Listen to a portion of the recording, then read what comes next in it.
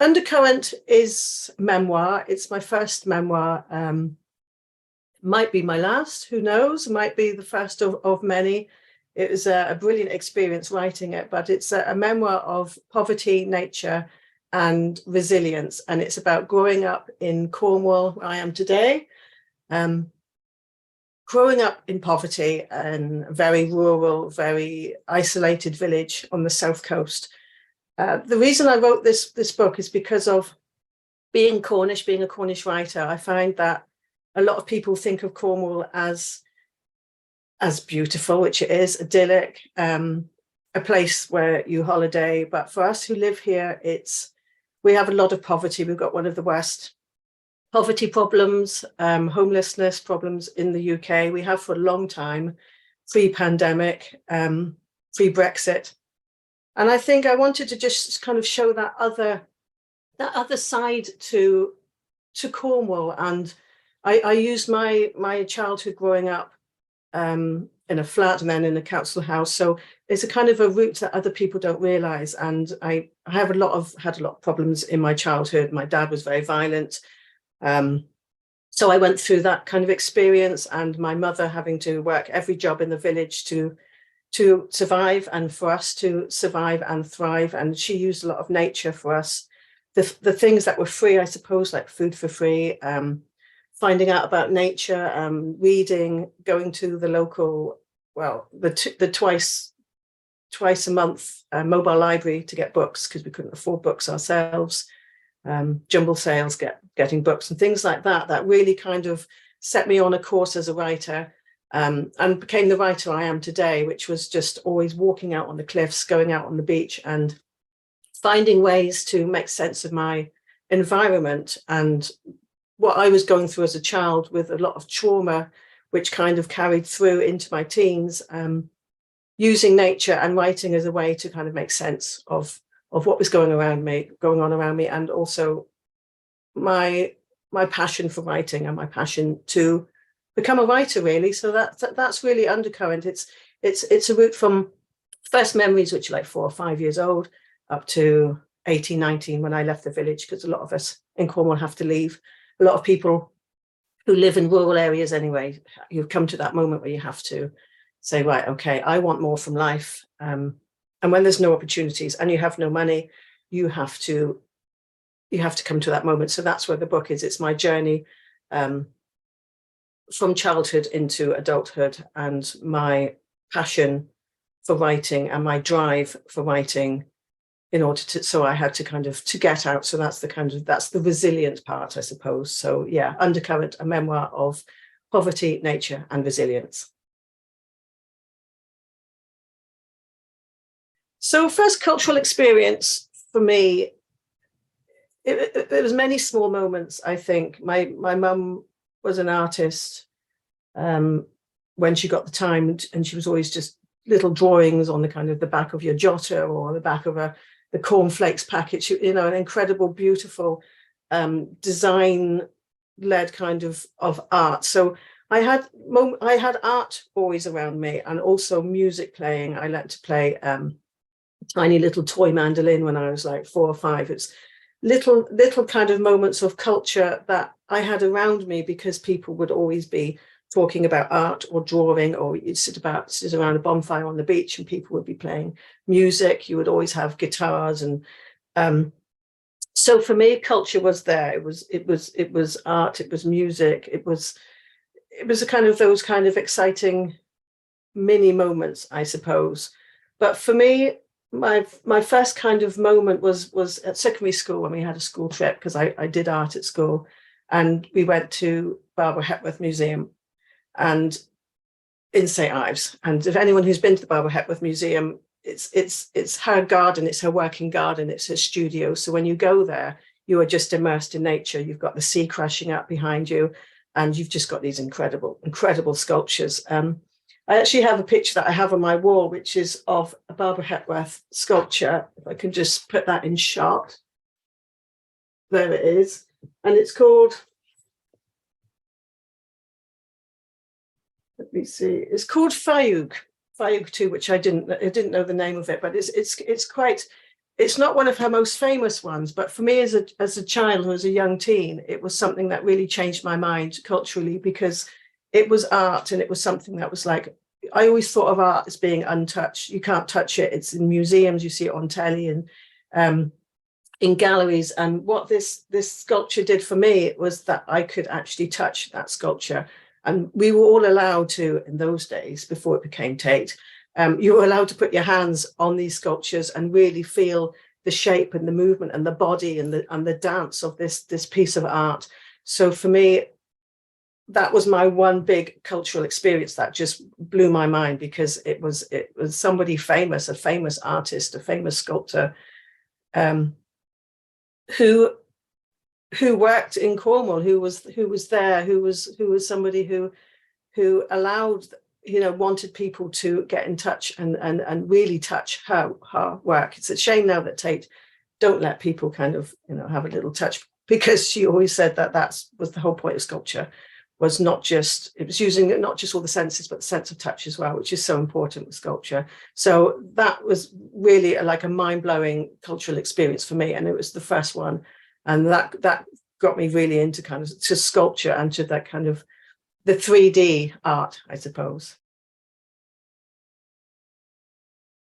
I've always been a very confident writer. And so for me, I've always kind of given my own advice. I've always, so my advice first, I suppose, my advice to other writers is wild writing. I always talk about that a lot, but if nobody knows what wild writing is, it's about getting outside and being away from screens, being away from your phones, because most of the time we're looking out of windows, we're looking into screens, we're looking out of windows in buses or cars, and it's about just freeing yourself up. So being outside, you have the freedom basically to write what you want. You're not being caught up by phone calls or emails, and that's inspiration as well. So being outside, inspiration, freedom. So that's my advice to other people, and I use that advice for myself. So that's where this comes from. That's my advice. But the greatest advice is not from any singular person, but it's about reading, and it's about reading. And if you're a writer, you need to read. Because read everything, and read poetry, read nonfiction, fiction, plays, everything in between, and any amalgamation of all those things. Because what reading does, it's a stealth thing. You just learn how to do it, and it's the best way. It's the best advice, and it's the advice that so many writers give. But when I was a young writer, that was the advice that I took on board. So I read everything. I was a ferocious writer, a reader. I read anything and everything. And I think that's the difference, really, because when you're trying to think about writing and how to write, it's very easy to, I suppose it's, you get kind of young writers or new writers, how do you write? So these are the structure. This is the structure kind of thing. And it's not about structure. You have to unlearn that. And when you start becoming a writer and you do it as your job, day job, even if it's an hour a day and you actually have another job, if you say you're a writer and you start kind of working hard at being a writer, you have to forget all the rules. You have to forget the structure that you're supposed to do. You have to forget it all. And when you've read loads, you just know how to do it. It's just there. So that's the advice, which is advice that people use all the time. But I think it is the best advice. And when I was a young writer, that's the best advice. So it's not from one particular person, but it was from all the best writers say that. And it is true. Just read everything. Yes, it's about what I'm writing, I suppose. And at the moment, of course, everything, the world and the state of everything keeps me up at night. But that connects with what I might be writing at the time, because for me, my next book always will connect with social issues. I'm known for writing about working class issues and about poverty and just get for how best to get people to get a leg up, basically, but also to just show this world and the kind of the inconsistencies and the unfairness of where we are. So those kind of things always keep me up at night, but also environmental issues. All my books, all my fiction come from an environmental point of view, because I'm interested in that. What if?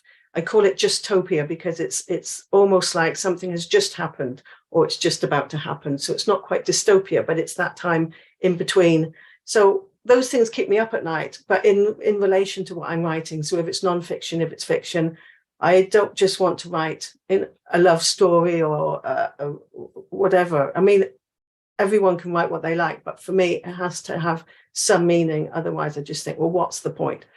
Yes, I want to entertain people with my writing, but I also, as writers, we have the biggest mouths, and we have an audience, and we owe it to ourselves, we owe it to our audience and the human race to make sure we discuss all the things, all the issues that need discussing and thinking about. It's not good enough just to, you know, you can wake up in the middle of the night and think, isn't life terrible?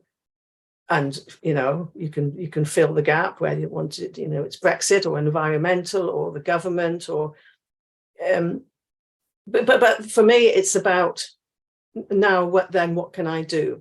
So how can I stitch those things into my work? Because that's the whole point of being a writer. It's the whole point of being a creative person or an artist. It's not enough just to worry about these things and then you're just going to write about, you know, whatever, something just every day. A lot of writers do that, and it's escapism for a lot of readers. And so I'm not knocking that, but for me personally, when I worry about things, I think, right, how can I get this in a book? How can I make people read these things without being preachy? Because that's really important. I mean, especially for environmental stuff, the whole eco-fiction, which is in a lot of my fiction, is you just want to show people that, you know, this could end up really badly for us if we continue to be how we are. But if you're preachy, then people are just going to stop reading. It's like with anything, you need to show, and that's what writing is. So that's what really keeps me up at night is the things we need to tackle as humans, and then how to kind of transfer that to the page.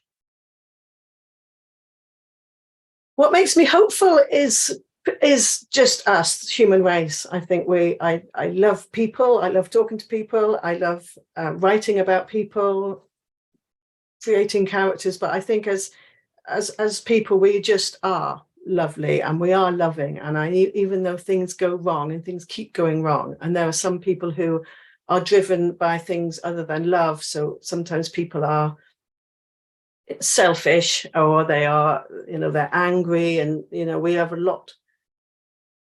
a lot of things that we can all argue about, but we are all the same. We are all on this tiny marble in a bag of marbles at the end of the day, and we all need to recognize that we are all the same, you know. And if some people, there's something going on with someone, you just don't know. And that's the thing, you know, with when you think about people who might be just at the end of their tether, it's like a drink of fizzy drink, and they're just like bubbling. You don't know that, and it might be one small thing, and then that just explodes. So that's what I want us all to remember is each other. We've all got stuff going on. We've all got shit going on. Everyone is so stressed, and people are more stressed than ever because people are having to come up with new ways to pay the bills, you know, and people have children, and they still have to dress the children. You still have to put a roof over your head. And yet we are all just fighting, and we're just discussing differences all the time. But for me, the one thing that makes me hopeful is we are all the same, and we know that. If, you know, when there's a charity drive, we all come together, especially in this country. That's a hopeful thing. That's a positive thing. When somebody trips over in the street, most people will run to that person and say, "Are you all right?" You know, people are helpful. People will give spare change to a homeless person, or get them a cup of coffee and something to eat. And that's what we have to remember is our empathy as humans. And that gives me hope, because I think we will always be able to find a way through. But it's about communicating, and it's about empathy and understanding each other. But that's hopeful. We know if we all just spend a minute we are actually okay. And I think we will be okay. And that goes for pretty much everything. So that does give me hope. And as a writer, it gives me hope as well, because it means I'm always thinking about incredible, beautiful stories and characters as well. So I mean, and that for me as well comes full circle to my memoir, because that book is about resilience, and it's about me as a little girl growing up and trying to make the best of things and making the best of things, and that my life isn't perfect and nobody's life is perfect, but you have to sometimes say, okay, let's stop looking at the negative and let's look at the positive. And if we all do that, that is a really powerful thing.